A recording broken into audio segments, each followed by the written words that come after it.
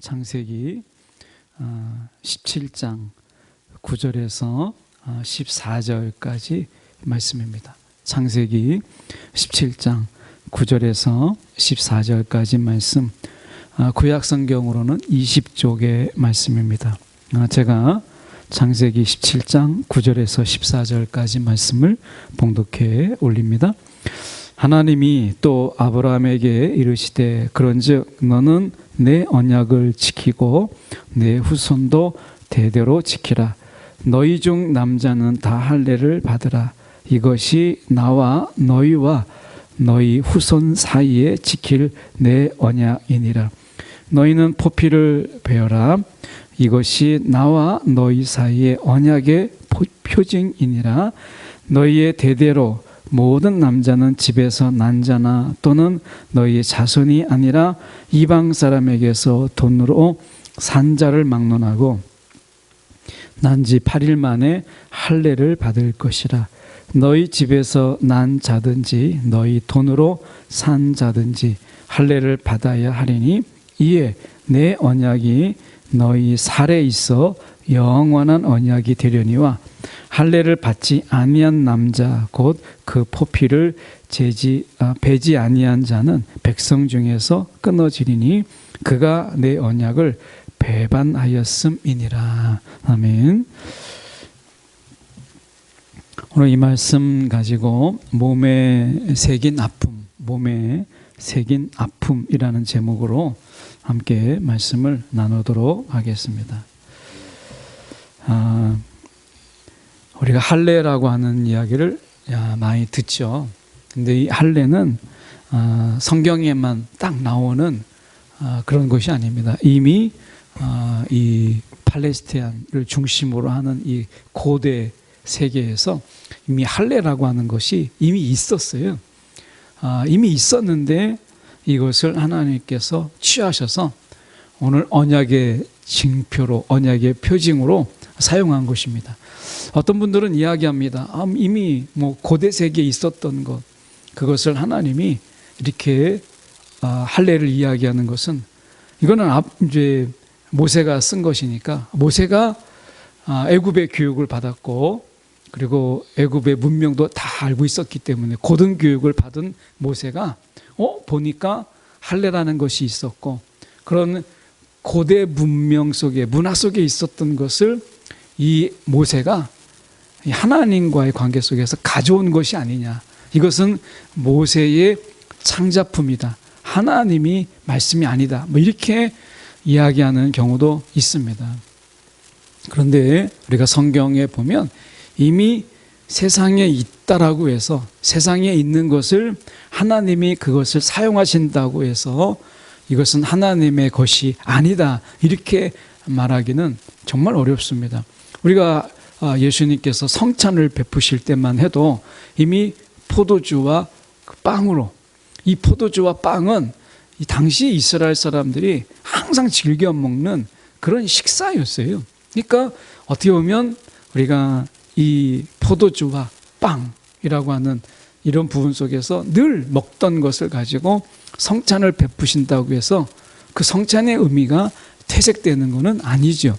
마찬가지로 우리가 할례가 이미 이 고대 세계에 있었기 때문에 할례를 하나님께서 말씀하셨다고 해서 그 의미가 퇴색되지는 않습니다. 오히려 중요한 것은 이 할례의 의미를 하나님께서는 어떻게 말씀하고 계시는가, 이것이 고대 세계에 있는 할례와 어떻게 다른가라고 하는 것이 훨씬 더 중요하죠.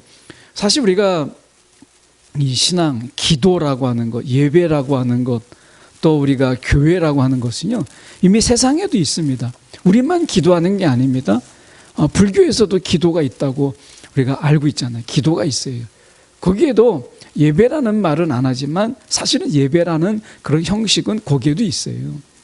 그런데 우리가 드리는 예배가, 우리가 드리는 기도가 그들 속에서 어떻게 다른가, 무엇이 다른가 라고 하는 것을 아는 것, 이것을 분명하게 우리가 알고 우리가 그것을 깨닫는 것이 중요한 것이죠. 자, 그런 의미에서 저희가 오늘 할례라고 하는 너무나 익숙한, 그렇지만 다시 한번 우리가 돌아봐야 될 이 할례를 저희가 이미 생각해 보려고 합니다.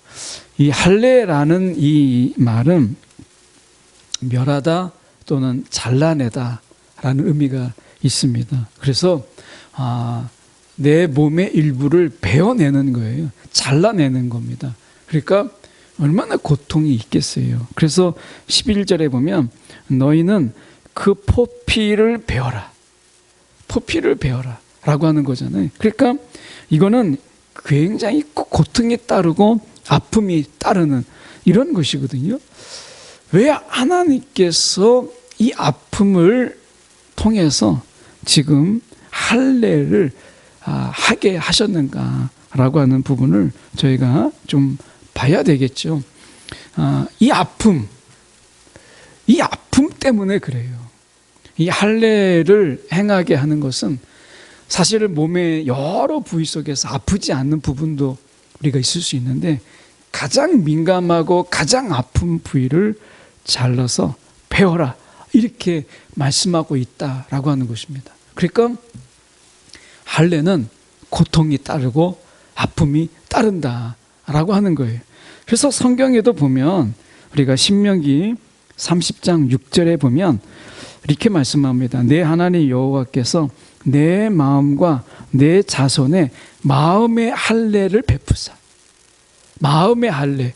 그러니까 육신의 할례뿐만 아니라 몸의 할례에서 끝나지 않고 너희가 마음의 할례를 이야기합니다. 그 마음의 할례를 우리가 이해하기 어려우니까 몸의 할례를 먼저 이야기하시죠. 자, 우리가 본 것처럼 몸의 할례가 어떤 거라고요? 아픔이 있고요. 상처가 남아요.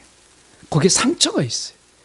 지금은 외과 수술이나 이런 수술 때에 아주 예리한 칼로 그리고 굉장히 정결하고 어떻게 보면 청결한 이런 방법으로 우리가 수술할 수 있지만 당시에는 이런 할례를 행할 때 그렇게 칼이 날카롭거나 그리고 그렇게 깨끗한 그런 것도 아닙니다. 이슬람의 그 여성 할례, 이슬람에는 여성 할례가 있는 경우도 있죠. 근데 그 여성 할례를 베풀 때 한번 보십시오. 한 다큐에서 제가 봤는데 녹슨 칼로 여성에게 그 할례를 행하는데 그것 때문에 중금속에 이 녹에 이 감염이 돼가지고 그 생식기의 기능이 마비되거나 아니면 그 몸이 부패돼서 죽기도 합니다. 그러니까 이 청결하지 못한 이런 방법으로 하다 보니까 거기에서 굉장한 부패가 있게 되는 것을 보게 돼요. 그 굉장히 위험한 것이죠. 그래서 우리가 보면 당시에 이 할례라고 하는 것은 어떤 경우에는 목숨을 걸고 하는 이런 경우도 있어요. 상처가 있고 아픔이 있다라고 하는 거예요. 그래서 이 마음의 할례를 받는다라고 하는 부분 속에서도 우리가 분명히 아픔을 이야기합니다. 예레미야 4장 4절에 보면 이렇게 말씀합니다. 유다인과 예루살렘 주민들아 너희는 스스로 할례를 행하여 너희 마음에 가죽을 베고 너희 마음에 가죽을 베라고 이야기를 해요. 가죽을 베라. 그러니까 여러분 마음에 가죽을 벤다라고 하는 것이 얼마나 아프겠어요. 정말 고통이잖아요. 그러니까 우리가 할례를 자체는 아픔이에요. 고통이 따르는 거예요. 이 부분에 대해서 저희가 함께 살펴보려고 합니다. 우리가 이 하나님의 말씀을 따라서 이 세상에서 주님의 말씀을 따르기 위해서는 마음의 할례가 필요하다 이렇게 얘기합니다. 그러니까 마음이 아픈 거예요.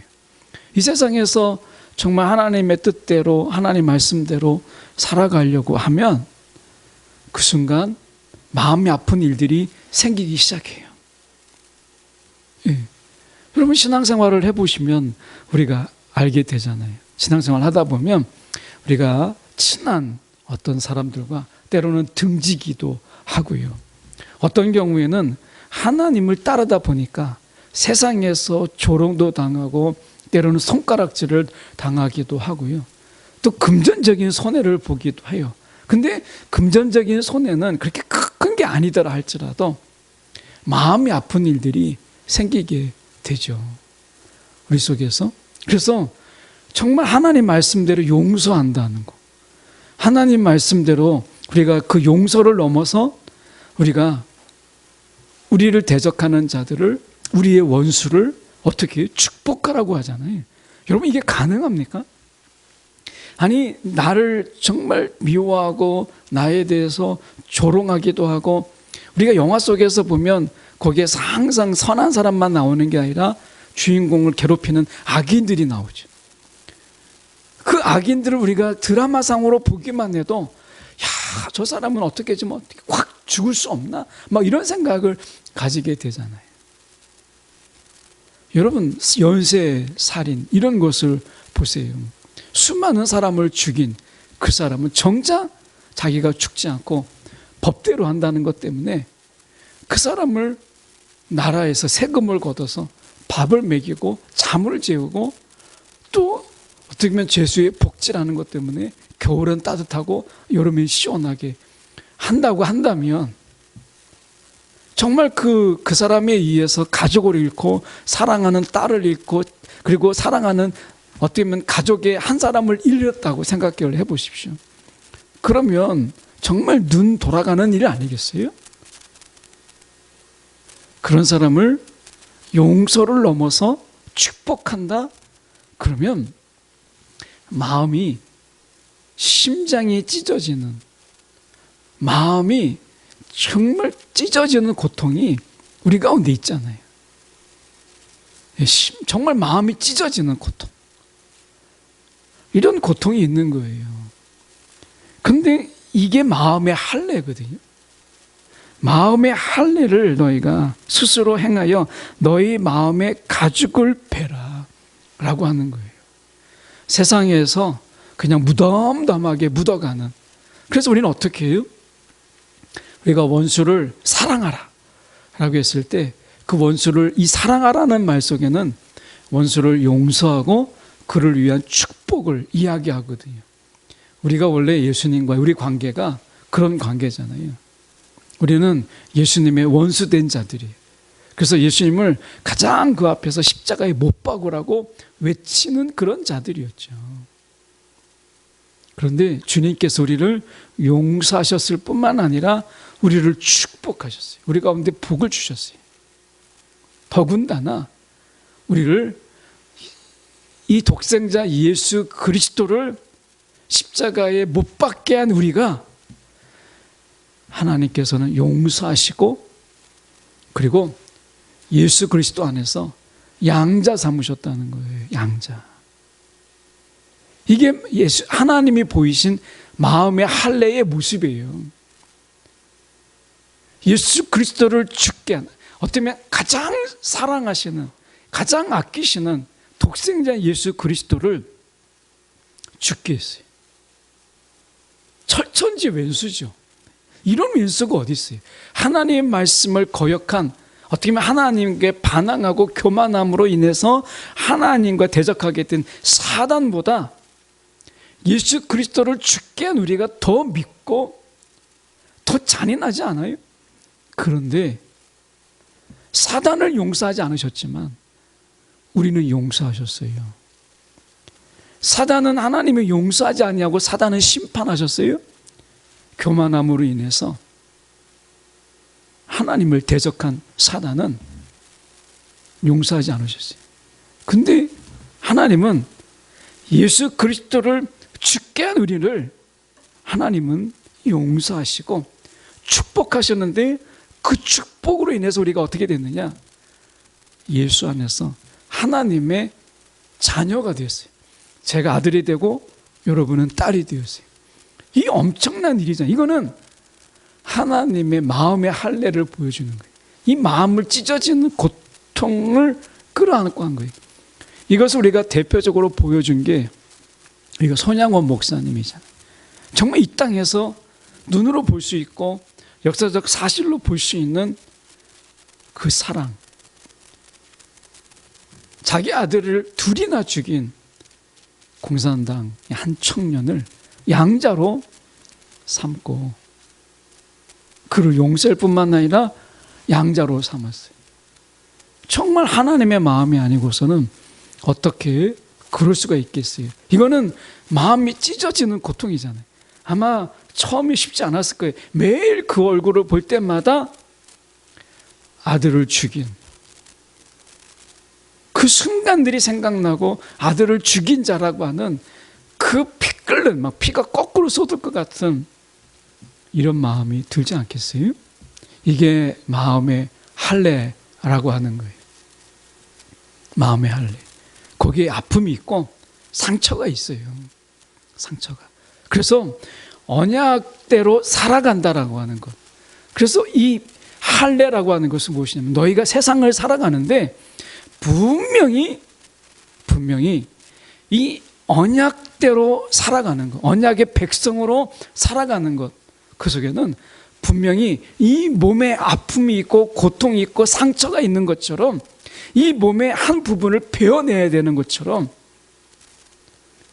언약의 백성으로 살아가는 것, 이 세상에서 특별히 살아가는 것은 그런 고통과 아픔이 따른다 라고 하는 것을 보여준 거예요.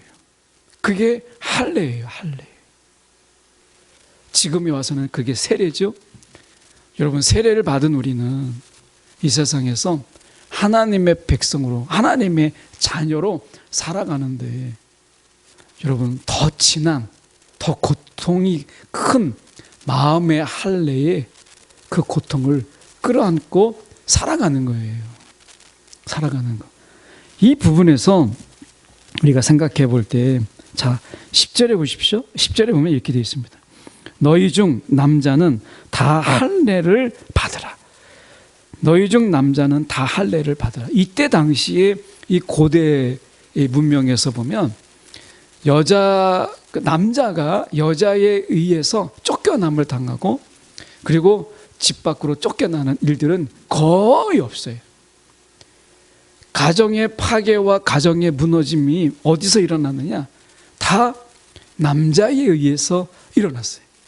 그 가정이 지켜지고 그 가정의 순결함이 지켜지는 것. 이것은 결국 남자에 의해서 그랬어요. 당시에 이혼이 얼마나 쉬웠느냐면 길을 지나가다가 자기 아내보다 더 매력적인 여인이 보이면 그게 이혼 사유였어요. 왜 너는 저 여자보다 더 매력적이지 아니어서 나에게 불편함을 주느냐? 이게 이혼 사유였습니다. 그래서 길을 지나가다가 자기 아내보다 더 매력적인 여인을 보면 넌 덜 매력적이기 때문에 이혼의 이유가 됐어요. 그 가정이라고 하는 것이 그 남자들의 횡포였어요. 그 가정이 지켜질 수가 없는 거죠. 그래서 10절에 보면 너희 중에 남자는 다 할례를 받으라. 이 말씀 속에서 우리가 이 결혼 언약의 순결함을 이야기하기도 해요. 이것은 우리가 하나님 안에서 우리가 신약적으로 그냥 급히 넘어가서 보면 우리가 신랑 되신 예수님과 신부 되신 우리 관계 속에서 이 언약의 순결함을 이야기하는 것입니다. 신랑 되신 그분 앞에서 나중에 주님이 다시 오실 때, 신랑 되신 예수님이 다시 오실 때 하나님이 우리 가운데 원하시는 게 뭐예요? 흠이 없는 자로 신랑 되신 예수 앞에 아름다운 신부로 서기를 원하시잖아요. 그러니까 여기에서 이 할례라고 하는 것은 우리가 그 언약의 신실함인데 그 언약의 신실함의 그 첫 번째가 어디예요? 첫 번째 공동체가 가정이죠. 결혼이죠. 그래서 이 결혼 언약의 순결함을 이야기하는 것입니다. 할례. 여러분, 우리가 이 공동체 그리고 이 가정이라고 하는 부분 속에서 우리가 이 할례라고 하는 것은 내가 때로는 우리가 손해를 보고 헌신하고 희생하는 것이죠. 희생하고 헌신하는 이것이 어떻게 보면 언약을 위한 그런 순결함은요 저절로 지켜지는 게 아닙니다. 희생이 따르고요, 때로는 거기에 고통이 따르기도 하는 거예요. 헌신에는 우리가 늘 고통이 따르잖아요. 근데 그것을 통해서 지켜지고 순결해지고 하는 것이에요. 여러분, 오늘 신랑 되신 예수님을 맞이하는 그 다시 오실 예수 그리스도, 그분이 신랑이에요.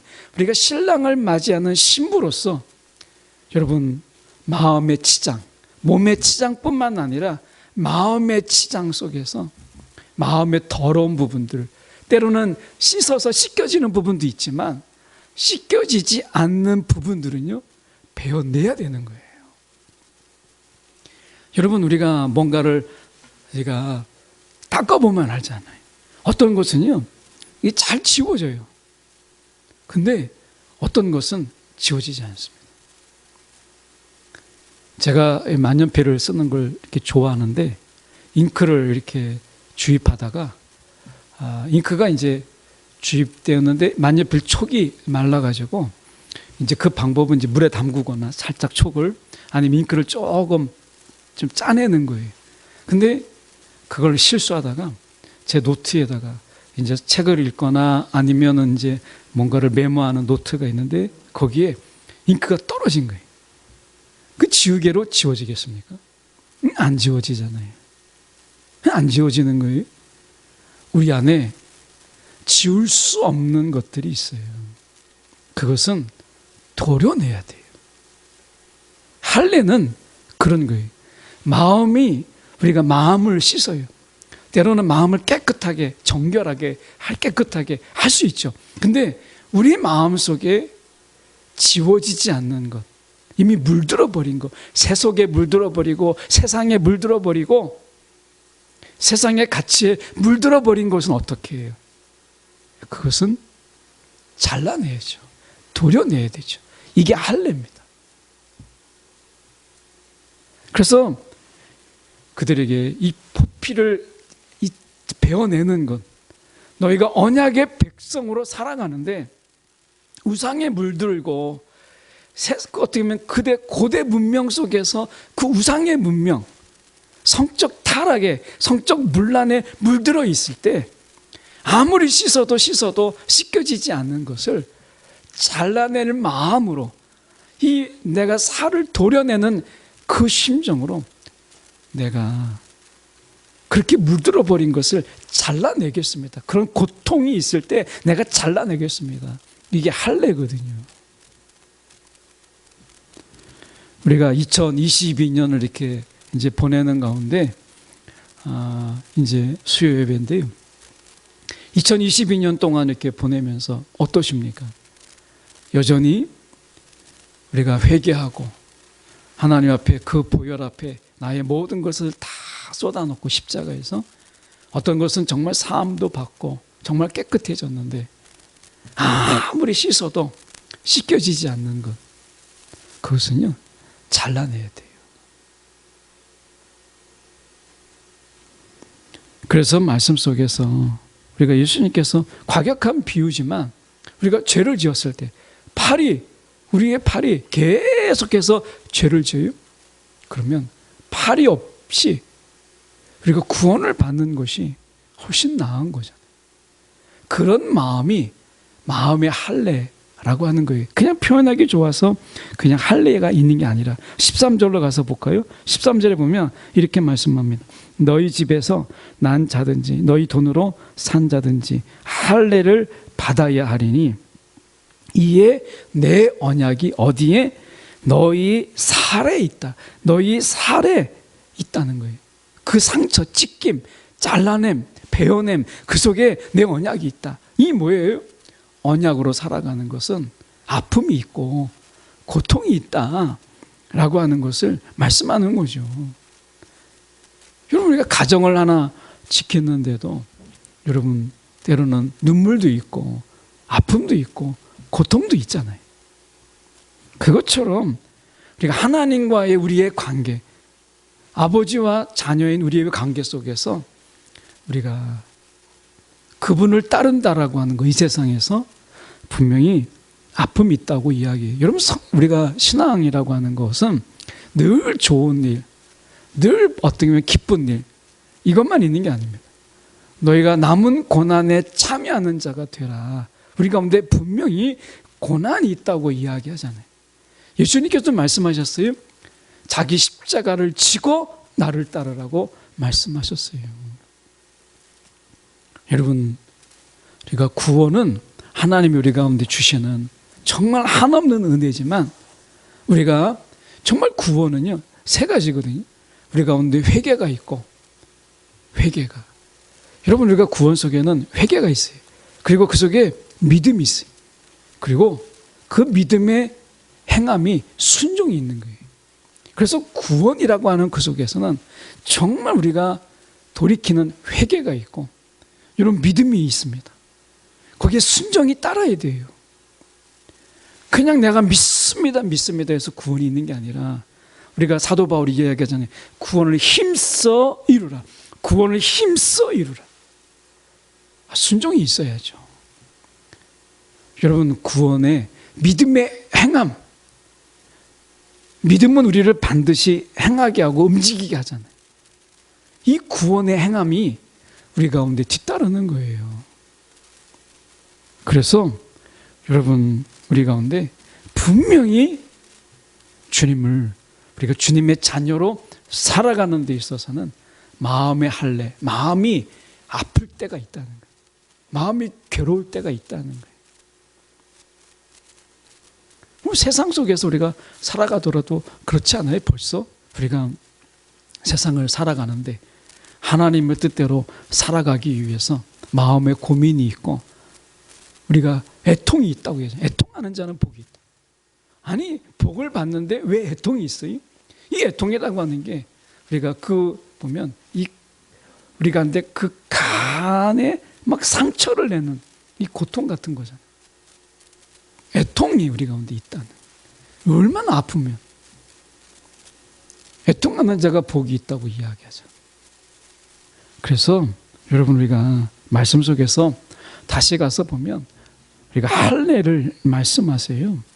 그래서 우리가 이 당시에 이 구약으로 살아가는데도 그냥 육체의 할례만 말씀하지 않으십니다.